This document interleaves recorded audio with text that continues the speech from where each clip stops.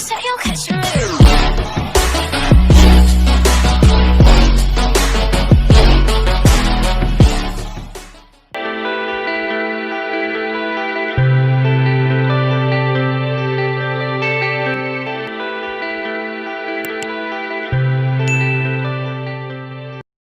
नमस्कार। इसके पहले हमने घातांक के नियम और कुछ उदाहरण देख चुके हैं, उसको आप समझ चुके हैं। आज हम प्रश्नावली 3.1 के कुछ प्रश्न हल करेंगे। पहला प्रश्न है मान ज्ञात कीजिए। पहला है उसका 1/2 पूरे का घात ऋण 5। अब इसको पहले हल करते हैं। तो इसे हम लिख सकते हैं 1/2 का घात ऋण 5। अब हम सूत्र का प्रयोग करेंगे। घातांक का जो सूत्र है वह क्या है? 1/1 का घात ऋण m बराबर क्या होता है? 1 का घात m। अब इस सूत्र के प्रयोग से 1 के स्थान पर क्या आया है? 2 आया है और m के स्थान पर ऋण 5 आया है। तो इसकी तुलना कर देंगे, तब यह क्या हो जाएगा?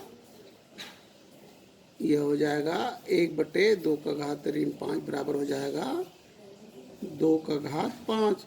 अब 2 को 5 पर गुना करेंगे तो क्या होगा? 2 गुणित 2 गुणित 2 गुणित 2 गुणित 2, 2 दूनी 4 दूनी 8 दूनी 16 दूनी 32। इस प्रकार से क्या आया? 1/2 पूरे का घात ऋण 5 बराबर आएगा 32। अब दूसरा प्रश्न देखते हैं। दूसरा प्रश्न है 6 का घात 7 बटे 2 का घात 3 गुना 3 का घात 7। अब इसको हल करने के लिए हम क्या करेंगे? सबसे पहले 6 को गुणनखंड के रूप में लिखते हैं कि 2 गुणित 3 हम लिख सकते हैं 6 को। तो यह हो जाएगा 2 गुणित 3 का घात 7 बटे होगा यह 2 का घात 3 गुना 3 का घात 7। अब हमें घातांक के सूत्र ए बी पूरे का घात n बराबर क्या होता है? a का घात n गुना b का घात n। इस सूत्र का प्रयोग करेंगे तब यह क्या हो जाएगा? बराबर हो जाएगा 2 का घात 7 गुना 3 का घात 7 बटे 2 का घात 3 गुना 3 का घात 7। अब हम इसी सूत्र का पुनः प्रयोग करेंगे तो यह हो गया 1/a² इक्वल होगा a⁻m। इस सूत्र का प्रयोग करेंगे तो यह क्या हो जाएगा? 2 का घात 7 गुना 3 का घात 7 गुना 2 का घात 3 में इसका प्रयोग किया तो क्या हो गया? 2 का घात ऋण 3 हो गया गुना 3 का घात ऋण 7 हो गया। अब 2 का घात 7 और 2 का घात 3 को एक साथ ले लेंगे तो क्या हो जाएगा? 2 का घात 7 गुना 2 का घात ऋण 3 गुना 3 का घात 7 गुना 3 का घात ऋण 7। इस प्रकार से क्रम बदल देते हैं। अब हम सूत्र का प्रयोग करेंगे। कौन सा सूत्र का प्रयोग करेंगे? a⁻m गुना a⁻n इक्वल होता है a⁻m + m। अब इस सूत्र की सहायता से क्या हो जाएगा? 2 का घात 7 ऋण 3 गुना 2 का घात 7 ऋण 7। तो बराबर यह हो जाएगा 2 का घात 4 गुना 2 का घात 0 हो जाएगा। अब क्या करेंगे? हम a का घात 0 इक्वल क्या होता है? 1। इस सूत्र का प्रयोग करेंगे तब यह क्या हो जाएगा?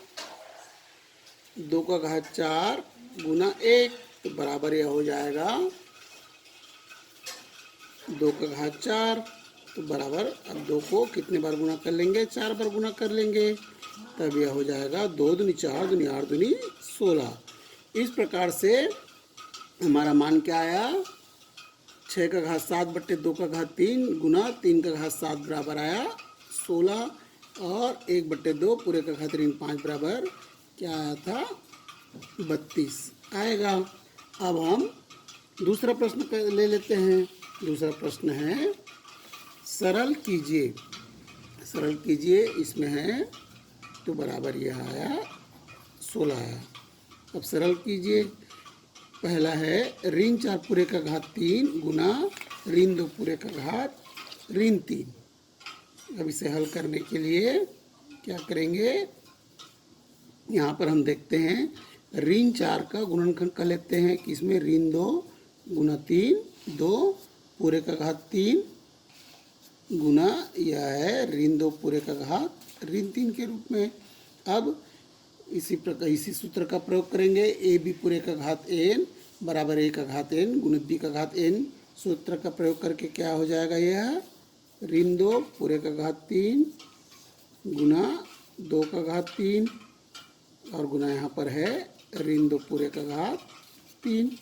अब इसके क्रम को बदल देते हैं, तभी हो जाएगा ऋण 2 पूरे का घात 3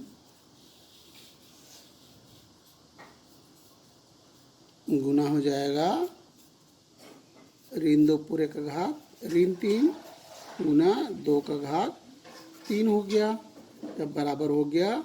अब यहाँ पर सूत्र लगेगा a का घात m गुना 1 का घात n बराबर a का घात m धन n। तब यह हो जाएगा ऋण 2 पूरे का घात m धन n है तो 3 ऋण 3 हो गया गुना हो गया 2 का घात 3। अब बराबर हो गया, पुनः सूत्र का प्रयोग करेंगे तो यहाँ पर सूत्र लगेगा a टू पावर 0 इक्वल 1। तो यह हो जाएगा 1 गुना 2 का घात 3 बराबर हो गया 2 का घात 3। तो बराबर क्या हो जाएगा 2 गुना 2 बराबर हो गया 8। इस प्रकार से हम इसको सरल करेंगे। अब दूसरा प्रश्न लेते हैं, ऋण 5 पूरे का घात 3 भाग 5 का घात ऋण 7। अब इसके लिए क्या करेंगे, इसका हल करेंगे। ऋण 1 गुना 5 पूरे का घात 3 के रूप में लिख सकते हैं इसको, ऋण 5 पूरे का घात 3 को, और भाग है 5 का घात ऋण 7। अब इसे हम क्या लिखते हैं, ऋण 1 पूरे का घात 3 गुना लिख देंगे 5 का घात 3 और भागित हो जाएगा 5 का घात ऋण 7। तो यह हो गया ऋण 1 पूरे का घात 3 बराबर विषम संख्या है तो ऋण 1 हो जाएगा। और अब इसमें क्या गुना करेंगे, गुना के 5 का घात 3 भागित 5 का घात ऋण 7 में सूत्र का प्रयोग करेंगे। a का घात m भागित a का घात n बराबर क्या होता है a का घात m ऋण n। इस सूत्र के प्रयोग से क्या हो जाएगा, यह 5 का घात 3 ऋण 7 दिया हुआ है। तो अब यह हो जाएगा बराबर ऋण 1 गुना 5 का घात क्या हो गया 3 धन 7। तो बराबर हो गया ऋण 1 गुना 5 का घात हो गया या 10 तो बराबर हो गया ऋण, और 5 का घात 10 तो 5 को 10 बार गुना करने पर क्या आएगा, यह आएगा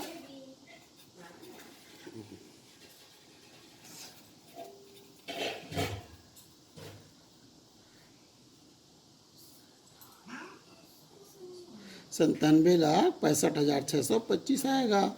तो बराबर हमारा उत्तर हो जाएगा ऋण 97,65,625। इस प्रकार से हम प्रश्नावली 3.1 के कुछ प्रश्न हल करेंगे। यह आपको अब अच्छे से समझ में आ गया होगा। धन्यवाद।